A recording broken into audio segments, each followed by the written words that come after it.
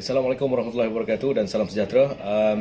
Untuk makluman, semua pun dah mengetahui, dah tular di media sosial bahawa mengatakan bahawa Myanmar menarik diri dalam saingan AFF bawah 23 tahun. Tetapi untuk anda, kita akan bermula pada jam 4.30 petang. Perbincangan akan diteruskan bersama tamu-tamu Faiz Gurun, Coach Azrai dan juga Razman Roslan untuk kita mengetahui apakah maklumat terkini tentang cerita di Kemboja membabitkan pasukan kebangsaan. Kita juga akan mendapatkan mutakhir perkembangan dari individu-individu penting sepanjang kita bersiaran. Jadi jangan lupa temu janji anda 4.30 petang nanti untuk kita berbicara tentang apa yang berlaku di Kemboja untuk AFF bawah 23 tahun.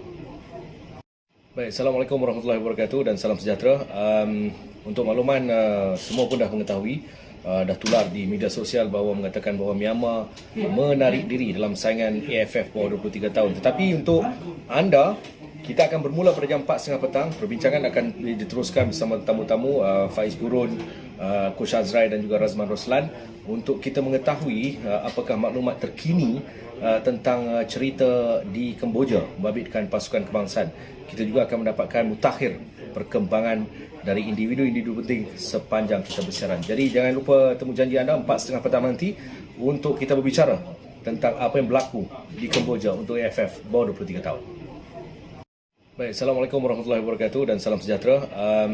Untuk makluman, semua pun dah mengetahui, dah tular di media sosial bahawa mengatakan bahawa Myanmar menarik diri dalam saingan AFF bawah 23 tahun. Tetapi untuk anda, kita akan bermula pada jam 4.30 petang. Perbincangan akan diteruskan bersama tamu-tamu Faiz Gurun, Coach Azrai dan juga Razman Roslan untuk kita mengetahui apakah maklumat terkini tentang cerita di Kemboja membabitkan pasukan kebangsaan. Kita juga akan mendapatkan mutakhir perkembangan dari individu-individu penting sepanjang kita bersiaran. Jadi jangan lupa temu janji anda 4.30 petang nanti untuk kita berbicara tentang apa yang berlaku di Kemboja untuk AFF bawah 23 tahun.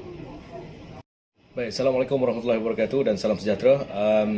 Untuk makluman, semua pun dah mengetahui, dah tular di media sosial bahawa mengatakan bahawa Myanmar menarik diri dalam saingan AFF bawah 23 tahun. Tetapi untuk anda, kita akan bermula pada jam 4.30 petang. Perbincangan akan diteruskan bersama tamu-tamu Faiz Gurun, Coach Azrai dan juga Razman Roslan untuk kita mengetahui apakah maklumat terkini tentang cerita di Kemboja membabitkan pasukan kebangsaan.